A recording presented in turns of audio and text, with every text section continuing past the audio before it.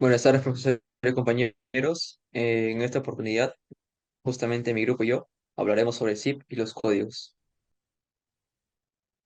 Siguiente. Bueno, ¿qué es el SIP de un ingeniero como tal? Bueno, el SIP del ingeniero se refiere al código de identificación profesional del ingeniero.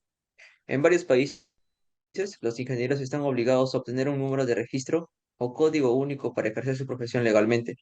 Este código, conocido como el SIP del ingeniero, justamente tiene varios propósitos que vamos a ver en la siguiente lámina. Siguiente, por favor. Bueno, ¿para qué sirve, no? Justamente el SIP. Como habíamos mencionado, el SIP tiene varios propósitos. Entonces, el primero de ellos justamente es la identificación profesional. El SIP del ingeniero proporciona una identificación única para cada ingeniero registrado. Esto permite verificar la autenticidad de su título y certificar que están reconocidos como profesionales en el campo de la ingeniería. Lo segundo es el control y la regulación. Los colegios de ingenieros o entidades profesionales utilizan el SIP para mantener un registro de sus miembros y asegurarse de que cumplan con los requisitos legales y éticos para ejercer la ingeniería. También se utiliza para investigar y sancionar cualquier mala conducta profesional o violación de normas éticas. El punto número 3 es la acreditación y la certificación. El SIP puede ser necesario para obtener ciertas acreditaciones y certificaciones profesionales en el campo de la ingeniería. Estas acreditaciones pueden ser requeridas por empleadores, clientes o instituciones gubernamentales para garantizar la competencia y el cumplimiento de estándares específicos por parte de los ingenieros. Y el último punto, que es la protección de intereses públicos. Bueno, el SIP del ingeniero es una forma de garantizar que los ingenieros cumplan con estándares de calidad y ética profesional. Eso contribuye a la protección de los intereses públicos al asegurar la seguridad, la eficiencia y la calidad de los proyectos y servicios de ingeniería. Entonces, es importante destacar que el SIP del ingeniero puede variar según el país y las regulaciones específicas. Por lo tanto, es fundamental consultar las normativas y requisitos locales para obtener información precisa sobre el SIP del ingeniero en una ubicación específica.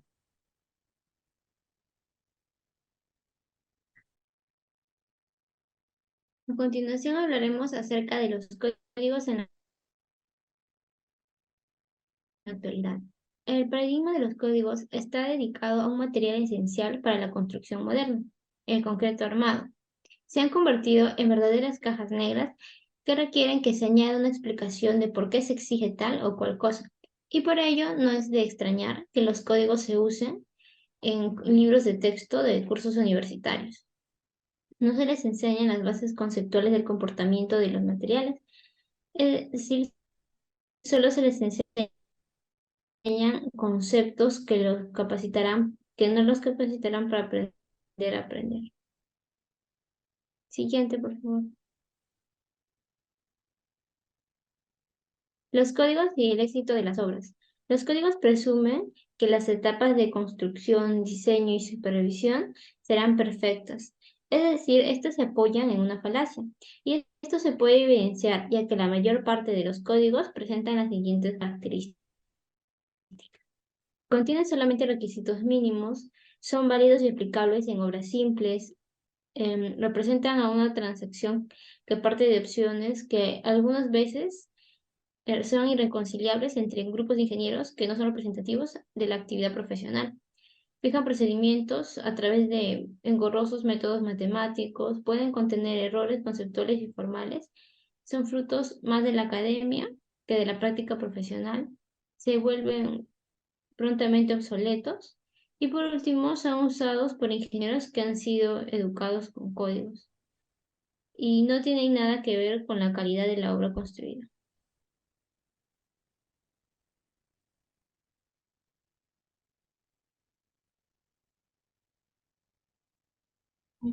Ahora hablaremos sobre los cambios de código.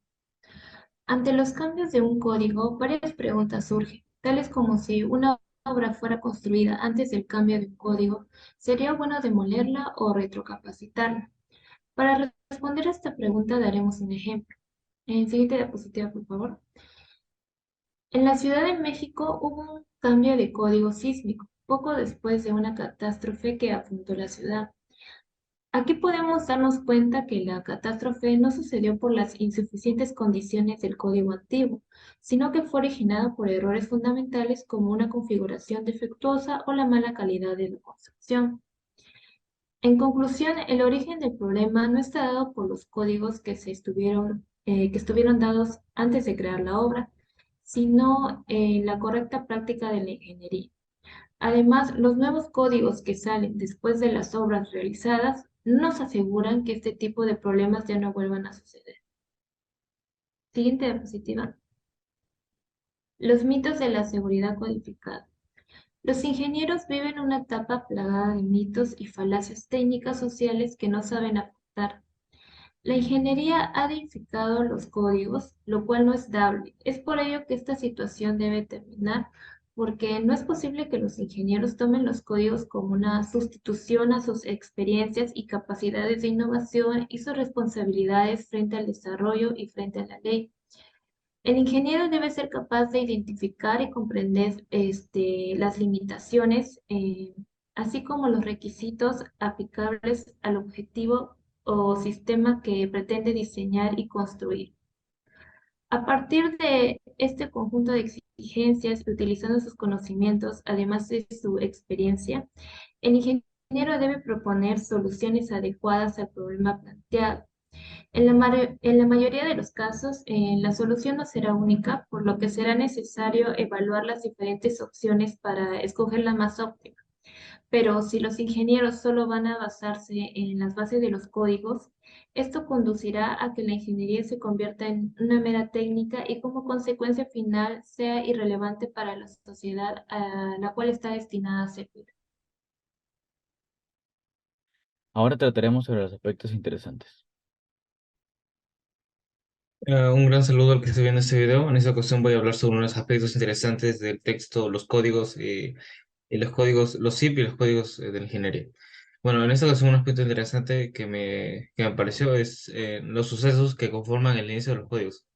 Debido a que anteriormente, por ejemplo, en el siglo XVII, siglo XVIII, siglo XVIII y XIX, no existía un código general en la ingeniería. Era usualmente las obras, hablando más en el ámbito de ingeniería civil, las obras eran solventadas o bueno, eran efectuadas por propuestas más económicas.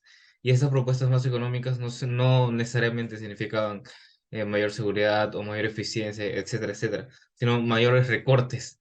Y estos recortes ocasionaban en su mayoría desastres. Por ejemplo, tenemos el desastre de los el puente D y el puente Try, ambos en Inglaterra, o también el desastre de San Francisco, la destrucción total de San Francisco provocada por un incendio.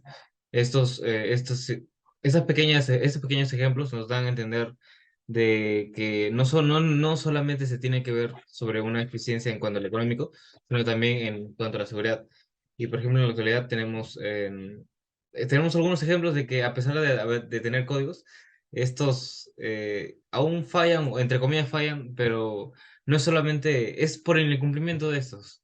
Porque en realidad, por ejemplo, esta noticia es actual, actual entre comillas, es de 2017.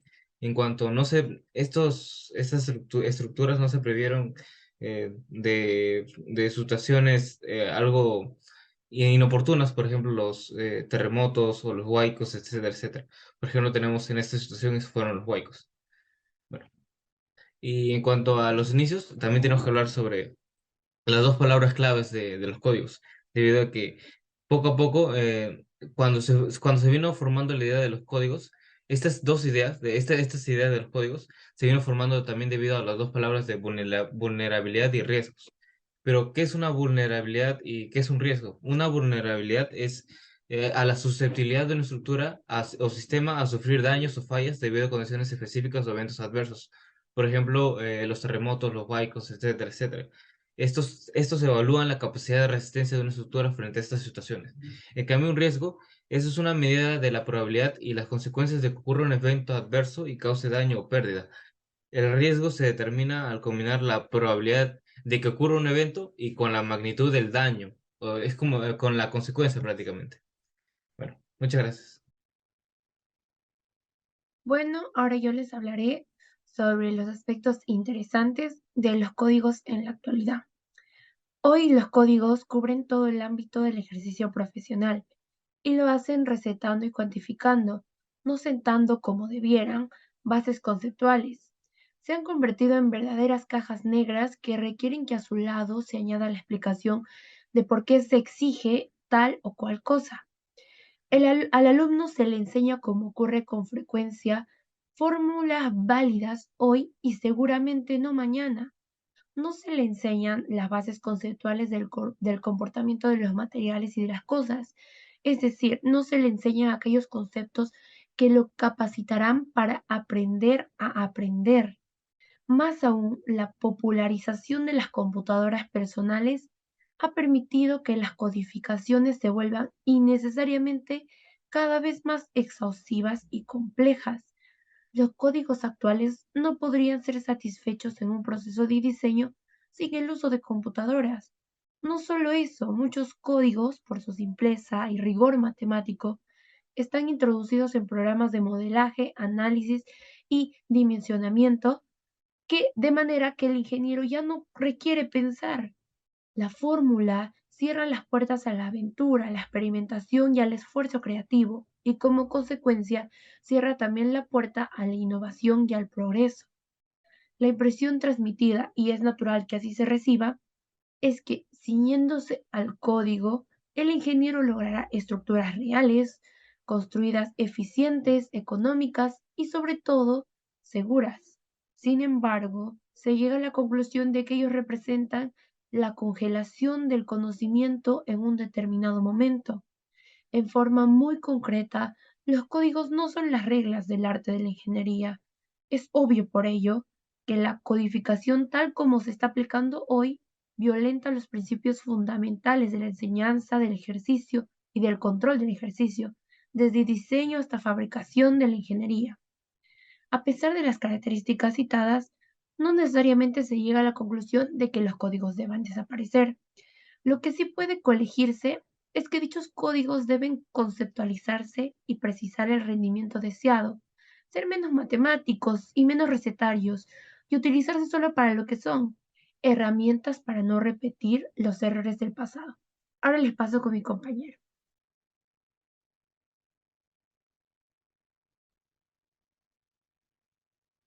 Uno de los aspectos que me pareció más interesante y que es más evidente en todo el texto es el desacuerdo del autor por los códigos actuales.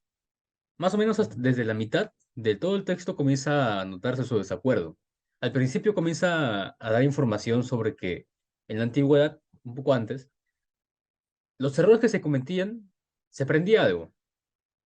Cuando pasaba una tragedia, un accidente, se aprendía algo nuevo y de eso podíamos aplicarlo, integrarlo en lo que es los códigos y poder aplicarlo después para no cometer el mismo error. Em, pero lo que pasó después es que como los ingenieros son los que ponen los códigos, ellos comenzaron a implementar más lo que es la matemática. Más que la experiencia, para ellos estaba la matemática.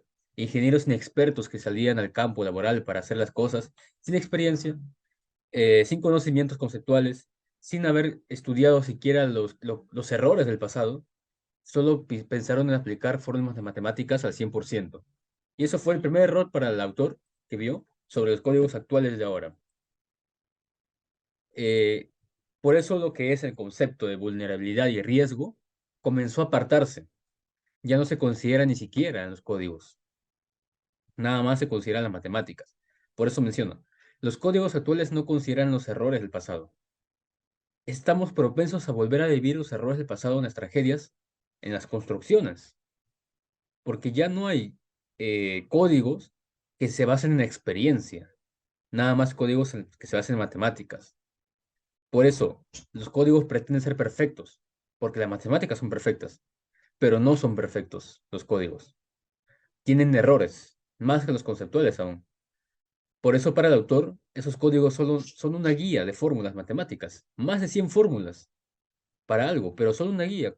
Es como una guía de fórmulas matemáticas. No hay conceptos que ayuden a mejorar una construcción para que no haya riesgos, conceptos con errores que ya sucedieron.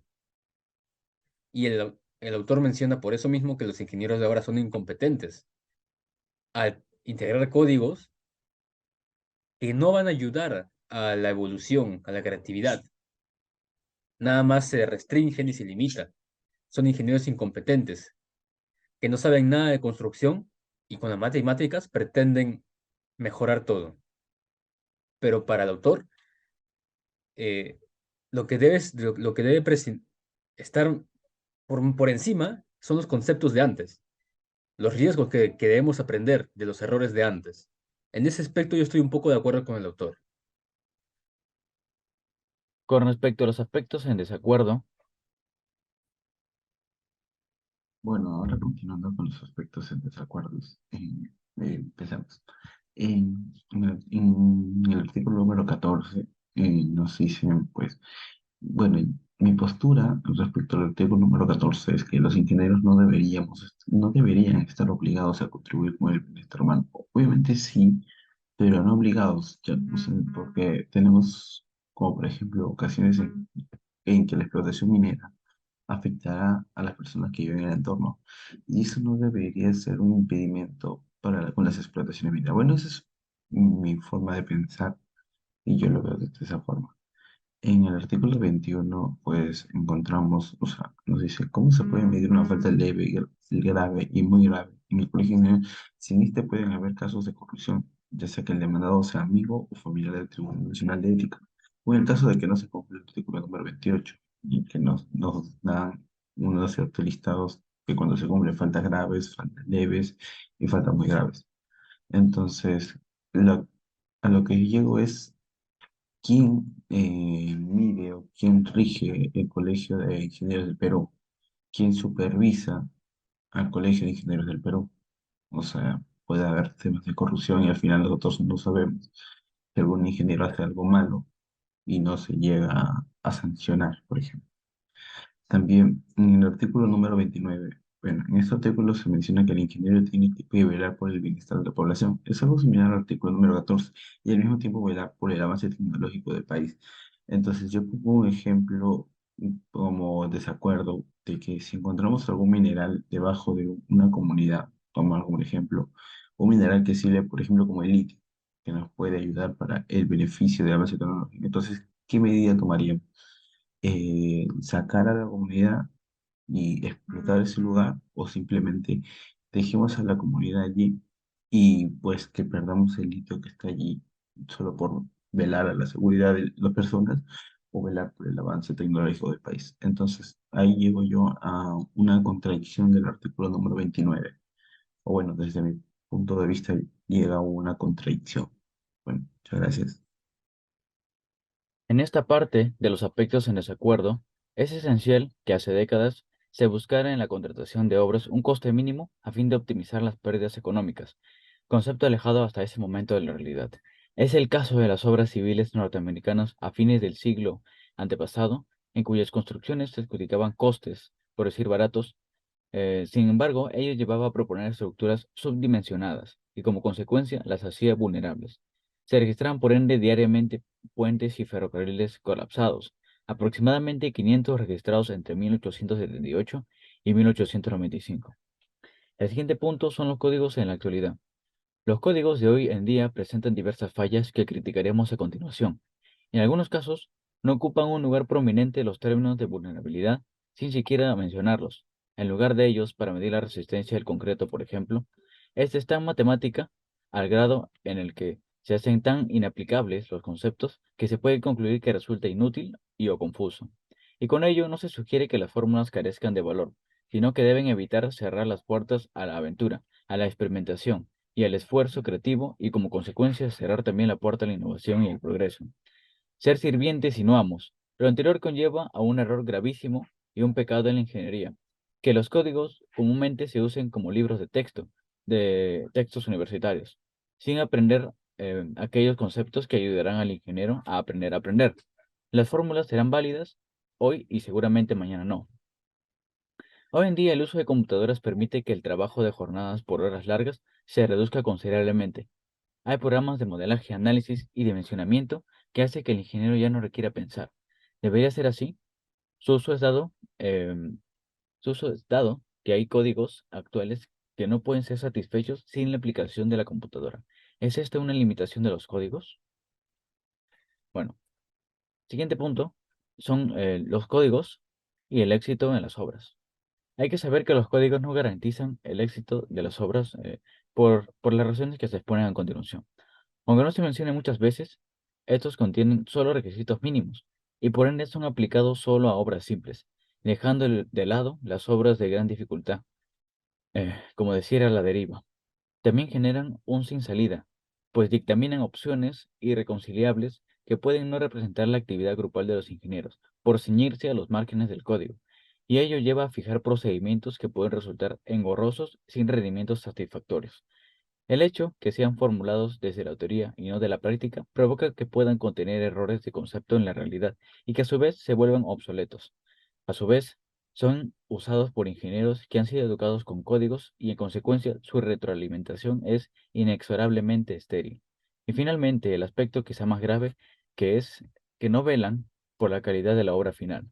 Ante ello y con tal de no repetir errores del pasado, es así que se debe conducir a reafirmar la manera de garantizar la calidad, seguridad y economía. Y para finalizar, una cuestión que deja en duda la naturaleza de los códigos. Es evidente que en países de menor riqueza, países tercermundistas como Perú, la aplicación de códigos, especialmente en la fabricación de casas, es prácticamente nula. Entonces, ¿por qué tanto insistir y dedicación en los códigos? Bueno, muchas gracias por la atención prestada. Hasta una próxima oportunidad.